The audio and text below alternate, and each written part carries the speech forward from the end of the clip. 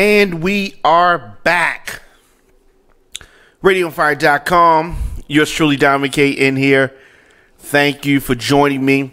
Of course, the Don McKay Show, I'm holding it down and coming at you from the Radio on Fire studios here in Baltimore, Maryland. Let's dive in. So the long-threatened immigration and customs enforcement raids appeared to have begun yesterday amid the anxiety of immigrant communities across the country. Questions about how deep, how extensive the much-hyped action would be caused all of this. And that's understandable. If you are here illegally, this might be something that you might worry about. And I understand that. So the raids are expected to take place in several major cities across the country, including LA, San Francisco, New York, Chicago, Miami, Denver, Atlanta, Houston, and Baltimore. So, as of 6 p.m. last night, there were no reports of arrest in LA or here in Baltimore. But New York had some people apprehended, and we're going to continue to follow that. But that brought me to today's topic, which lately there has been a whole lot of outrage about what people are calling family separation. Specifically, this happens when family units are illegally entering the United States. Okay? For whatever reason. While I feel for these folks, I do. These immigrants affected by the policies, they're breaking the law. And making matters worse, they have their children with them during the commission of these crimes. Let's think about that. So they're committing a crime. Now, what a lot of Democrats are saying is that they're seeking asylum. And if they're seeking asylum, then they need to enter through the proper channels of entry. And of course, they're going to say, oh, it's backed up, or we couldn't get through, in a timely manner. But the borders are being rushed. A lot of people trying to come. So if I go in McDonald's, right? I'm hungry. Take my children in McDonald's. Go to get something to eat. And it's during lunchtime. So there's a long line. And I said, I don't got time for this. My kid's hungry. And I just go in the back and start making my food. I'm going to get in trouble. Now, I was doing it for a noble reason. I'm hungry. My kids are hungry. Why are we going to McDonald's? I don't know. But no one would feel sorry for me. They would say, you need to wait in line and wait the course. And they would try to take my child away from me. They would. I'm a U.S. citizen.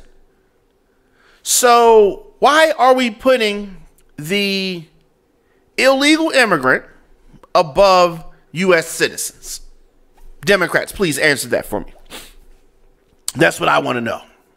Now, if a U.S. citizen robs a bank, a husband and wife team commits some crime with their child in the car, U.S. citizen, what will happen?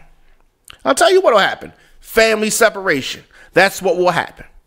And everyone will say that should happen. And it'll be on the news. And they'll say, oh my God, this family committed this crime with their child in the car? You need to take that child from. You mean you need to separate the child from the mother and father? That's family separation. Where a lot of people get it confused is that they're looking at things from the standpoint of a law-abiding citizen and their child being ripped from their arms. That's not what's happening here.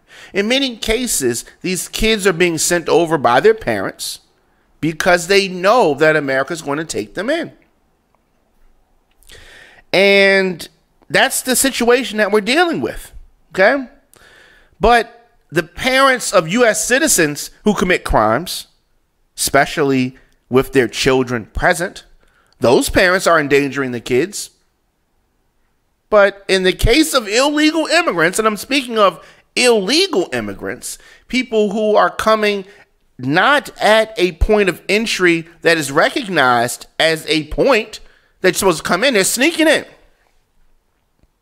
But we feel differently about this. But the U.S. citizens, take their kids, separate their kids, no problem. Growing up, I know plenty of guys, personally, who committed crimes and were separated from their families, held in bad conditions, confined to a small space, a gate up, held there for longer than 40 days in some instances, but they did a crime and they did their time. But why is that different for illegal immigrants?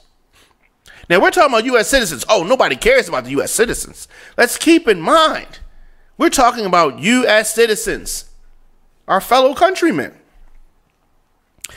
We're going to continue this in a moment. Now, you are listening to the Diamond K Show here on Radio on Fire.